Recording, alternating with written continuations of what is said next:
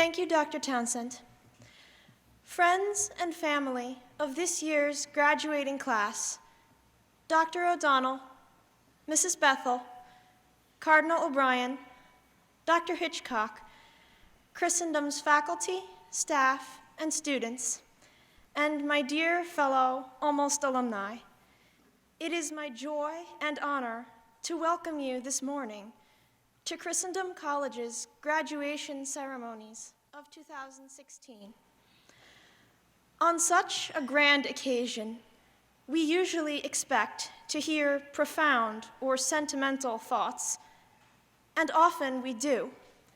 But from a certain angle, these ceremonies have an almost comical aspect.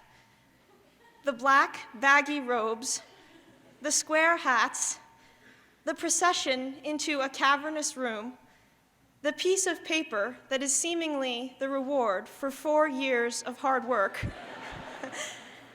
all present what might be an absurd picture to make us laugh if we looked at the motions of commencement only in themselves. No one pretends that caps and papers cause us to be finished with school by some power inherent in themselves.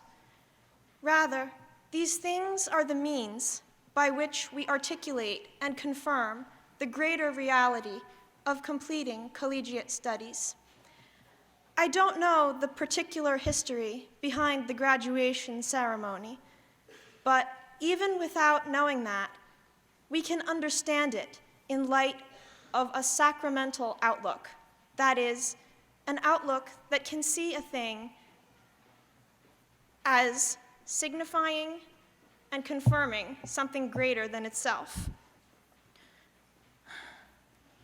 The 7 sacraments do this supremely, but many other elements of our lives do the same to a proportionate degree. We can and should still laugh at these things, not in ridicule, but in delight at the wonderful strangeness that is human life. Seen in this light, the ritual aspect of commencement is a fitting representation of the life we have led at Christendom, and even of the Catholic life generally. In our 4 years here, we have practiced many customs that, in themselves, serve no obvious purpose.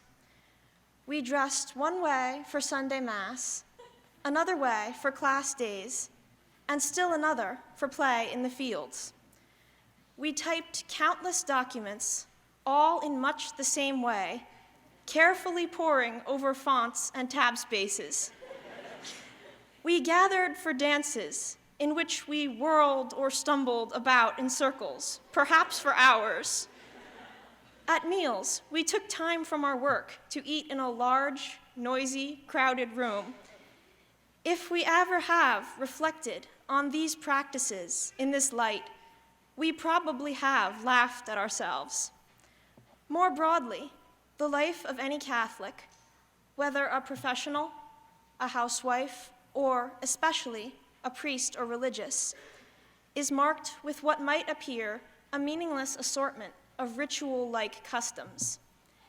These include routine tasks to be done in so much time and in such a way, prayers said every day at some particular times, each Sunday morning devoted to an hour spent inside a church.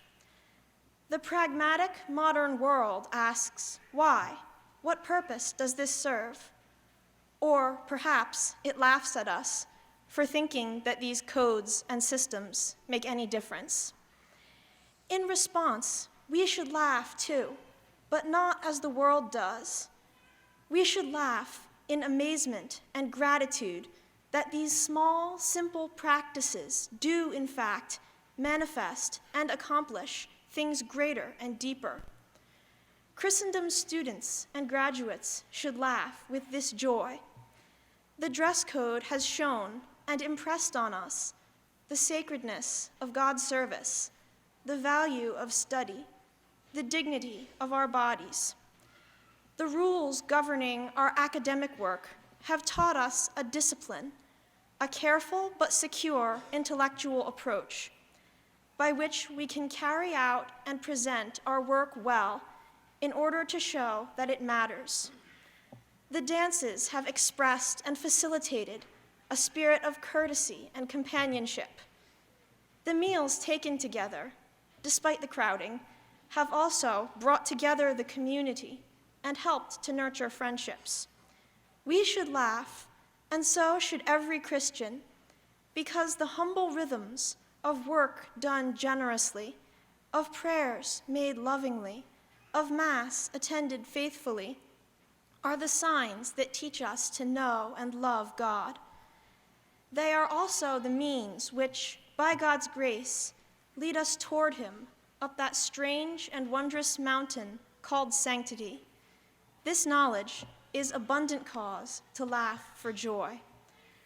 I'm sure all this is nothing you haven't heard before. Because of our faith, we know that something valueless in isolation can become significant when something greater works through it. This important truth, however, can be easy to doubt when we carry out again and again the same simple rituals and perhaps feel that little tangible result is forthcoming. When we leave this room, the life to which we go will probably be full of these seemingly trivial patterns, at which we might laugh in mockery or slip into a disenchanted ennui. But we must never forget, especially in discouragement or frustration, that the small is the expression and the agent of the greater. We must remember to laugh, not in contempt, but in joy, because these small things, by a marvelous decree of God's goodness, are the means through which He brings us to salvation. I would like to leave you with this encouragement. In the rhythms of your life, however apparently unimportant, never doubt that if you carry them out for God's glory, they will become instruments of salvation. Whatever these instruments may be, typing an email, fixing dinner, saying your prayers in the morning, they will not always feel exalted. Many times they will likely feel so small or inconsequential. But the same applies to our studies here and our adherence to rules and schedules. These small choices and efforts, performed with joy and dedication, blossom forth in a stronger grasp of truth, goodness, and beauty. Like the commencement ceremonies, these things derive their significance not from themselves, but from the greater reality which they signify and effect. Trust that God will use the rituals of your vocation to do much greater things, and remember to laugh at the strangeness, the wonderful strangeness that is the life He has given you. Thank you.